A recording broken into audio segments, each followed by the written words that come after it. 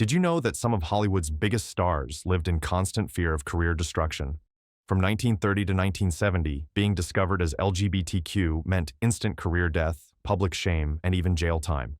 Behind every glamorous premiere and passionate on-screen kiss lay dangerous secrets. Some stars were even forced into marriages arranged by their own studios. The truth was more dramatic than any script they ever performed. Rudolph Valentino, the silent film heartthrob who made women faint in theater aisles, harbored a complicated secret. Valentino, Hollywood's first male sex symbol, found himself trapped in the ultimate career paradox, adored by millions of women while studio executives whispered about his effeminate mannerisms. In 1919, he entered one of Hollywood's earliest lavender marriages with actress Jean Acker, who locked him out of their hotel room on their wedding night. The pink powder puff, as cruel gossip columnists called him, later married costume designer Natasha Rambova in 1923. The marriage was arranged to quash rumors about his sexuality at a time when his roles in films like Monsieur Beaucaire were criticized for being too feminine. The public never knew the truth behind these marriages of convenience. Critics at the time noted the peculiar intensity of Valentino's performances. The Chicago Tribune famously attacked his masculinity, publishing a scathing editorial questioning if American manhood was being feminized by his influence. Despite this persecution, Valentino's films grossed unprecedented amounts. The Sheik alone brought in over $1 million in 1921, an astronomical sum. Rock Hudson's chiseled features and charming smile made him Universal Pictures' most bankable romantic lead. But behind the scenes, studio executives were panicking. In 1955, when Confidential magazine threatened to expose Hudson's homosexuality, his agent Henry Wilson orchestrated Hollywood's most notorious lavender marriage to Wilson's own secretary, Phyllis Gates. The rushed wedding created the perfect all-American couple image, but it collapsed after just 3 years. Gates later claimed she didn't know about Hudson's sexuality when they married, though many industry insiders suggest otherwise. The public remained clueless, while Hudson continued appearing in heterosexual romances opposite stars like Doris Day. Hudson's story took a tragic turn when he became one of the first major celebrities to die from AIDS-related complications in 1985. The shocking revelation transformed public perception about the disease overnight. That beautiful man holding Doris Day, gay, dying of AIDS, gasped Middle America. His death changed how America viewed both the epidemic and LGBTQ people, with the Los Angeles Times noting that no single AIDS death has had such an impact on the nation. Montgomery Clift revolutionized acting with his raw emotional performances, but unlike many of his contemporaries, he refused to enter a lavender marriage. The four-time Oscar nominee insisted on maintaining his independence from the studio system, negotiating picture-by-picture deals instead of signing restrictive long-term contracts with morality clauses. He didn't want the studios to dictate the kinds of roles he would play, his nephew Robert Clift revealed. While Clift never publicly discussed his sexuality, he was far less closeted than Hollywood mythology suggests. His relationships with choreographer Jerome Robbins and other men were known within his circle, yet he avoided the sham marriages that trapped other stars. The devastating car accident in 1956 that disfigured his famous face has often overshadowed discussions about his sexuality. His struggle with painkillers and alcohol after the accident led acting teacher Robert Lewis to cruelly call his late career the longest suicide in Hollywood history.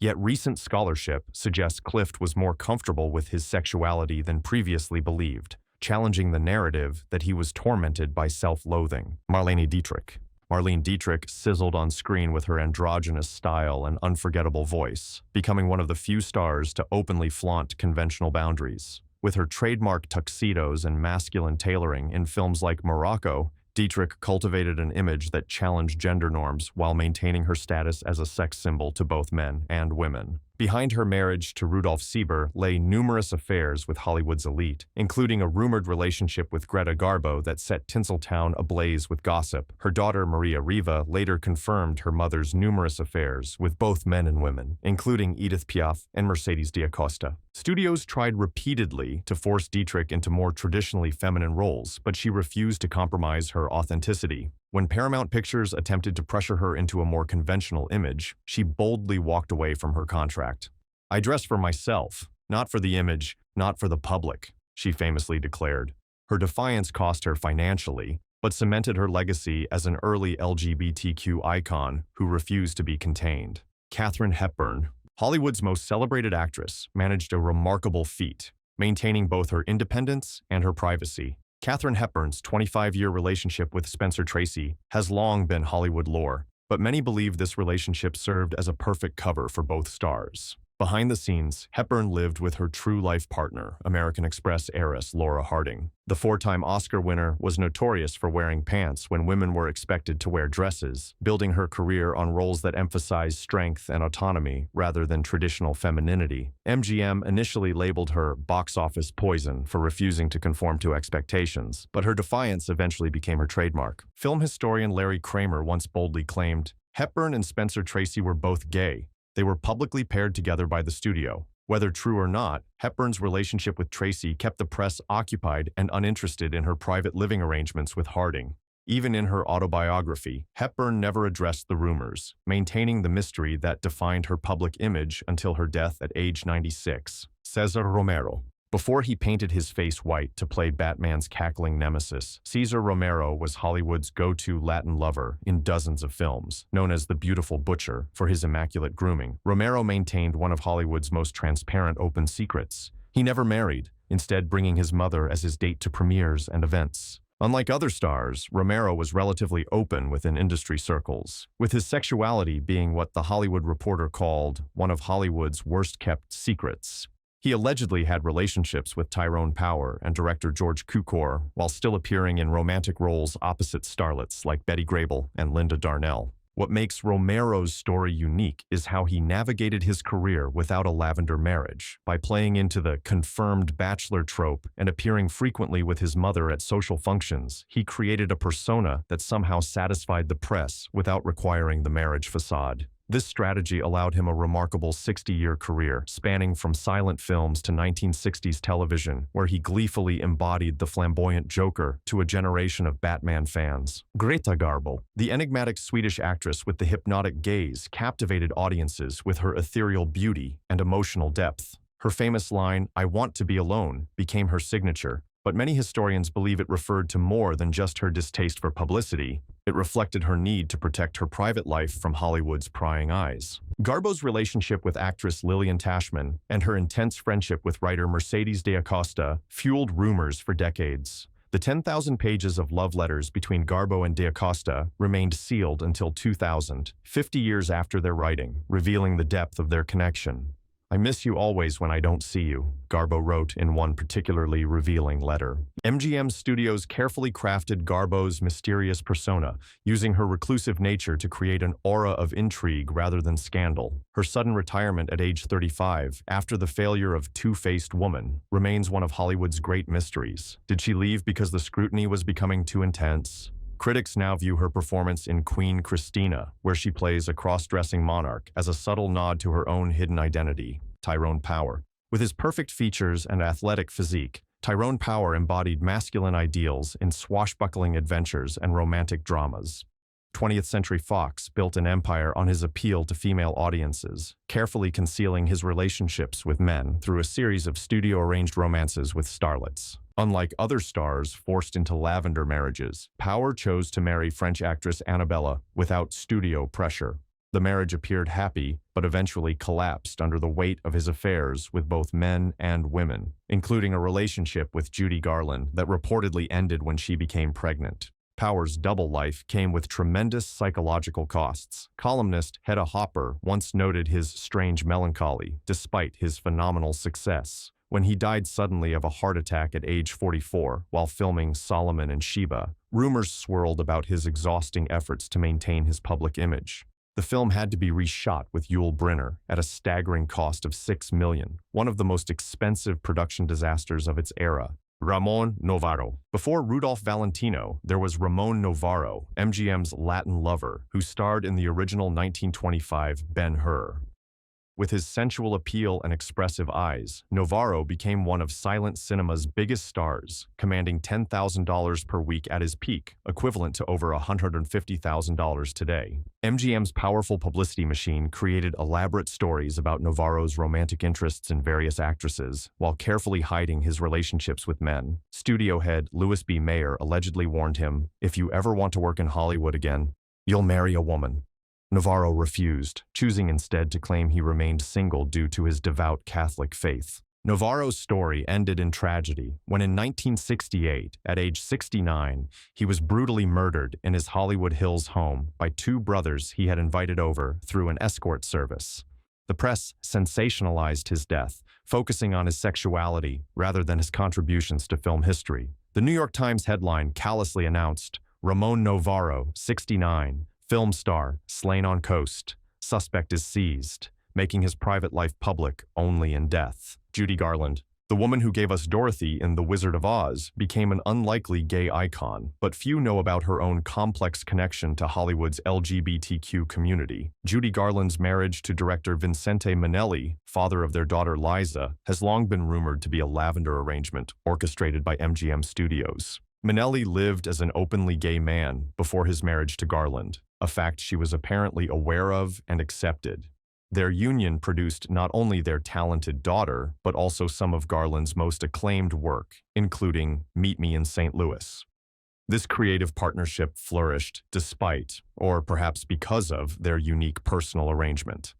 The tragic irony of Garland's life was that while she became an LGBTQ icon, whose death in 1969 is often connected to the Stonewall riots that launched the gay rights movement, her own relationships to the community remained complex and partly hidden. Her funeral occurred on June 27, 1969, the day before the Stonewall uprising began, creating a symbolic connection between the star and the birth of LGBTQ activism that continues to resonate. Tab Hunter, with his blonde hair, blue eyes, and beach boy good looks, Tab Hunter embodied the all-American ideal that 1950s Hollywood promoted relentlessly. Warner Brothers marketed him as the wholesome heartthrob in films like Battle Cry, while simultaneously paying off tabloids to keep quiet about his relationship with Psycho star Anthony Perkins. Hunter later revealed how studio publicists arranged fake dates with starlets like Natalie Wood and Debbie Reynolds to maintain his heterosexual image. The studio publicity department worked overtime, Hunter wrote in his autobiography. These elaborately staged romances appeared in fan magazines, while Hunter and Perkins secretly met in cars with tinted windows. Unlike many stars who never spoke their truth, Hunter eventually came out in his 2005 memoir, Tab Hunter Confidential, describing the terror of a 1950 police raid on a gay party that could have destroyed his career. The book became a New York Times bestseller, and the documentary it inspired won critical acclaim for its honest portrayal of Hollywood's systematic oppression of LGBTQ performers.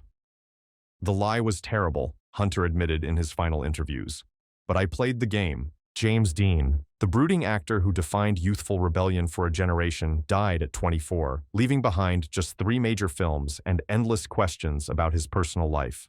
James Dean's intense performances in Rebel Without a Cause and East of Eden resonated with audiences, partly because of the authentic vulnerability he brought to these troubled young men. Dean reportedly had relationships with both men and women, including an alleged relationship with actor Jack Simmons and a complicated friendship with Rebel Without a Cause director Nicholas Ray. When questioned directly about his sexuality by gossip columnist Hedda Hopper, Dean famously replied, "No, I'm not homosexual, but I'm also not going through life with one hand tied behind my back." Film historian David Thompson noted how Dean's ambiguous sexuality contributed to his mysterious appeal. Dean's sexual uncertainty translated into a screen presence that was both vulnerable and dangerous. This quality made him irresistible to audiences but problematic for studio executives who couldn't easily categorize him. His early death preserved this ambiguity forever, transforming him into a cultural icon whose true self remains tantalizingly out of reach. Patsy Kelly. While most of this list features stars who concealed their identities, Patsy Kelly stands out as a remarkable exception. The wisecracking comedian who appeared in dozens of 1930s films as the sassy best friend was refreshingly open about her lesbian identity, using the term dyke in interviews and openly discussing her relationship with actress Tallulah Bankhead. Kelly's career trajectory reveals the price of such honesty. After starring in numerous Hal Roach comedies, she was gradually relegated to smaller roles and eventually disappeared from screens for nearly a decade. When asked about the career impact of her openness, Kelly shrugged, "I'm who I am. They can take it or leave it."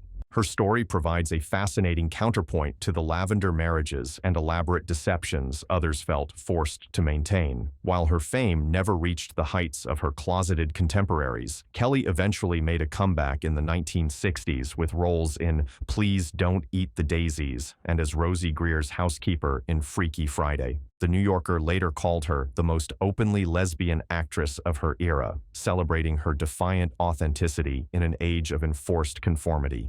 George Cukor, the acclaimed director behind classics like The Philadelphia Story and My Fair Lady, never publicly discussed his sexuality, but his famous Sunday brunches became legendary safe havens for Hollywood's LGBTQ community. Studio executives looked the other way because Cukor delivered hit after hit with the industry's biggest stars. Cukor's 1939 dismissal from Gone with the Wind has long been attributed to Clark Gable's discomfort working with a gay director. Though officially fired over creative differences, insiders reported Gable using homophobic slurs and demanding Cukor's removal. The acclaimed director was replaced by Victor Fleming, though Cukor secretly continued coaching the female leads at Vivien Leigh's request. What makes Cukor's story particularly compelling is how he maintained relationships with studio heads while never compromising his identity within his social circle. His Cordell Drive home became what columnist Peter Bogdanovich called a salon for the town's closeted elite, where stars could briefly escape the suffocating public personas they were forced to maintain. Despite the discrimination he faced, Cukor eventually won the Best Director Oscar for My Fair Lady in 1965, a vindication that came late in his remarkable career. Vivien Leigh, the actress immortalized as Scarlett O'Hara in Gone with the Wind, won 2 Oscars and married the legendary Laurence Olivier in what appeared to be the perfect theatrical union. Behind this fairy tale romance, however, lay a complex reality. Leigh reportedly had relationships with women, including actress Isabel Jeans and socialite Vita Sackville-West. Leigh's battle with bipolar disorder often overshadowed discussions of her personal life, with her mental health struggles and public breakdowns becoming the focus of most biographies. Yet friends like actress Maureen O'Sullivan later hinted at Leigh's romantic fluidity, describing her as loving without boundaries. The pressure of maintaining her public image alongside her mental health challenges took a devastating toll.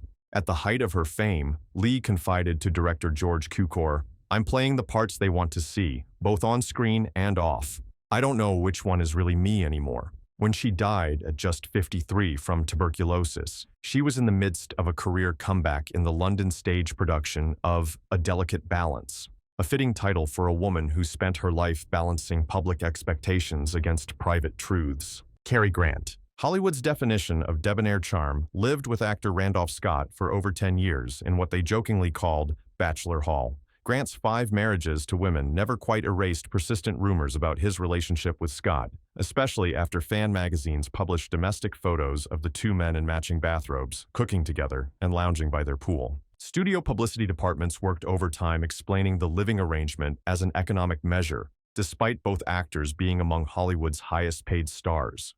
When pressed about their living situation, Grant would simply smile and say, "Randy and I know what we are to each other, and that's enough." The rumors intensified when scandal sheet Confidential threatened to publish a story about Grant's alleged relationships with men. Shortly afterward, Grant married actress Diane Cannon in what many viewed as a strategic move to protect his image.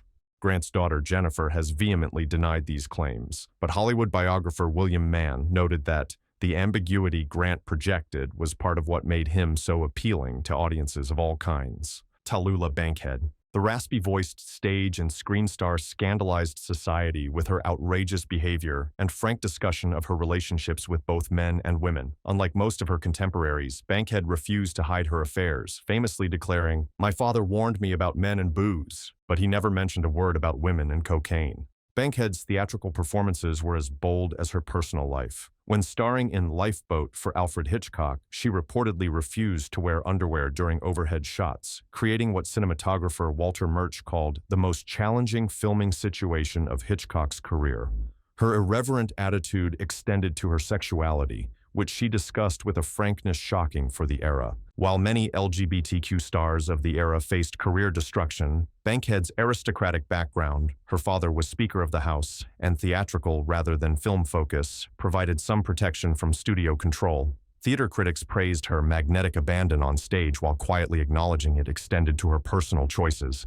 When asked if she was a lesbian, Bankhead famously quipped, "I don't know, darling, I've never been to Lesbos." Barbara Stanwyck, the actress known for her strong female characters in films like Double Indemnity, maintained a careful public image through her marriage to actor Robert Taylor, another studio-arranged union widely believed to be Lavender. Behind the scenes, Stanwyck reportedly had a long-term relationship with her publicist Helen Ferguson, whom she named as the primary beneficiary in her will. Stanwyck's tough-as-nails screen persona created a perfect cover for her private life. As film historian Bose Hadley noted, she played such strong women that no one questioned why she remained independent even within her marriage. Her 1947 political thriller, The Two Mrs. Carrolls, took on unintended subtext given the rumors about her own complicated romantic life. What makes Stanwyck's story particularly poignant is how she maintained lifelong friendships with other closeted actresses like Joan Crawford and Marlene Dietrich, creating a private support network in an industry designed to keep them isolated. When she died in 1990, her substantial estate went primarily to Ferguson rather than to family members, a final gesture that spoke volumes about their bond while still maintaining the ambiguity that defined their public relationship. Randolph Scott, the rugged actor who appeared in over 100 films, including dozens of westerns, became the definitive movie cowboy of the 1940s and 50s. His stoic frontier heroes represented traditional American masculinity, while his personal life told a different story. His decade-long living arrangement with Cary Grant remains one of Hollywood's most discussed friendships. Scott carefully maintained his heterosexual image by marrying twice and appearing frequently with female companions at studio events. Meanwhile, fan magazines published surprisingly intimate photos of his domestic life with Grant in their shared Malibu beach house, presenting them as Hollywood bachelors to an unsuspecting public. The Western genre that made Scott famous ironically provided the perfect cover for his private life. As film scholar Richard Dyer observed, the Western's homosocial world of men alone on the frontier allowed actors like Scott to embody traditional masculinity while living quite differently off-screen. Scott's career survived long after his relationship with Grant ended, with his final Western, Ride the High Country, in 1962, now considered a masterpiece of the genre, a testament to his enduring appeal despite, or perhaps because of, the fascinating contradictions he embodied. Claude Rains, the distinguished British actor who commanded attention in classics like Casablanca and Notorious, maintained a public image of respectability through 4 marriages while reportedly engaging in relationships with men between these unions. Rains's cultured accent and sophisticated demeanor made him equally convincing as villains, romantic leads, and character actors during his 4-decade Hollywood career. Director James Whale, himself gay, repeatedly cast Rains in breakthrough roles, including The Invisible Man, which established Rains in Hollywood despite only showing his face in the final scene. Their professional collaboration was rumored to extend to a personal relationship, though both men maintained careful public personas to protect their careers. What distinguishes Rains' story is how his theatrical background provided context for his private life. As theater critic Brooks Atkinson noted, the British stage had a tradition of confirmed bachelors that American audiences didn't quite comprehend. This cultural disconnect allowed Rains to navigate Hollywood with less scrutiny than American-born actors faced, moving between his marriages and other relationships while maintaining his distinguished career until his death in 1967. Agnes Moorehead, the woman best remembered as Endora on Bewitched, built a formidable career as one of Hollywood's most versatile character actresses, earning 4 Oscar nominations without ever winning. Behind her stern on-screen persona and devout public Christian image, Moorehead reportedly maintained a decades-long relationship with actress Debbie Reynolds' personal secretary, Cora Sue Collins. Despite appearing in prestigious films like Citizen Kane and The Magnificent Ambersons, Moorehead found herself typecast in roles that film critic Pauline Kael described as brittle, repressed spinsters. This typecasting ironically provided cover for her private life. The less romantic her screen roles became, the less the press inquired about her romantic interests after her divorce from actor Jack Lee. Moorhead's longtime friend and Bewitched co-star Paul Lynde once quipped, "Agnes could play anything except heterosexual." She maintained plausible deniability throughout her career, never addressing rumors directly. When she died of uterine cancer in 1974, her substantial estate went to Collins rather than to family members, a final acknowledgement of their bond that still remained ambiguous enough to preserve her carefully constructed public image. Anthony Perkins, the actor forever associated with Norman Bates in Hitchcock's Psycho, found his groundbreaking performance both a blessing and a curse. The role made him internationally famous, but also trapped him in a stereotype of nervous, twitchy characters that echoed his own anxieties about his hidden sexuality. Behind the scenes, Perkins maintained a years-long relationship with actor Tab Hunter, while studio publicists arranged public dates with actresses. Tony lived in mortal fear of being found out, director William Friedkin later revealed. His anxiety only increased after Psycho, when the character's complex sexuality and mother fixation created uncomfortable parallels that gossip columnists occasionally hinted at.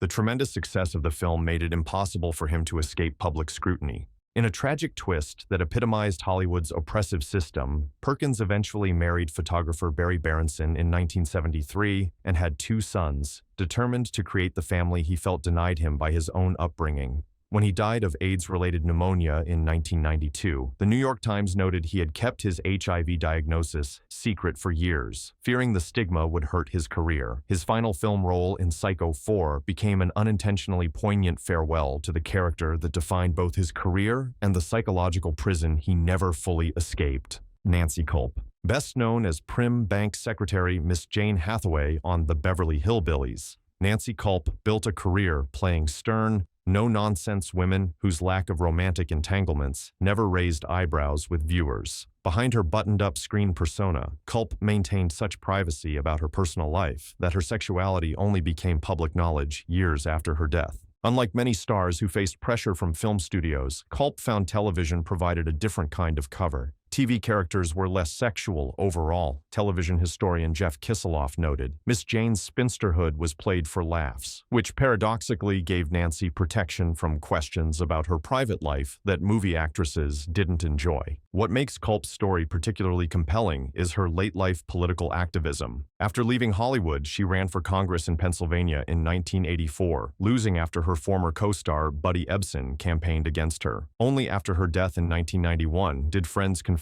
that Culp had been a lesbian. Actress Joanne Worley revealed, "We all knew, but nobody talked about it then. That's just how it was." The woman who entered millions of homes weekly remained fundamentally unknown to her audience, a testament to both her acting skills and the era's enforced silence. Clifton Webb, the elegant actor who gained fame as the acid-tongued columnist Waldo Ledecker in Laura and the fastidious babysitter in Sitting Pretty, never married and lived with his mother until her death at age 91. Webb's refined, aristocratic manner allowed him to occupy a unique position in Hollywood, openly effeminate on screen, yet somehow exempt from the typical scrutiny about his personal life. Webb created a character so consistent both on and off screen that no one questioned it. Film historian David Niven Jr. observed. His Oscar-nominated performance in Laura established what became his trademark screen persona, cultured, acerbic, and decidedly non-romantic. This consistent characterization across films like The Razor's Edge and Three Coins in the Fountain made his lack of romantic relationships seem like a natural extension of his screen image. What distinguishes Webb's story is how he transformed potential liability into career-defining asset. At a time when most gay actors were forced to project hypermasculinity, Webb leaned into his naturally precise, mannered style. Studio heads initially worried about his theatrical quality, but quickly recognized his audience appeal. When he died in 1966 at age 76, his obituaries focused exclusively on his professional accomplishments and his devotion to his mother, never hinting at the personal life he had so carefully shielded from public view. Judith Anderson, the Australian-born actress, created one of cinema's most chilling villains as Mrs. Danvers in Rebecca, earning an Oscar nomination for her portrayal of the housekeeper obsessively devoted to her deceased female employer. Anderson's intimidating screen presence and specialization in roles of powerful, often threatening women provided an effective smokescreen for her personal life, which reportedly included relationships with women. Anderson's theatrical background gave her a different relationship to Hollywood's constraints. Already established as a major Broadway star before coming to films, she maintained her New York base and theatrical career rather than submitting entirely to the studio system. This independence allowed her greater freedom in her personal life than contract players experienced. What makes Anderson's story fascinating is how her performances often contained subtle coded elements that modern viewers recognize as queer subtext.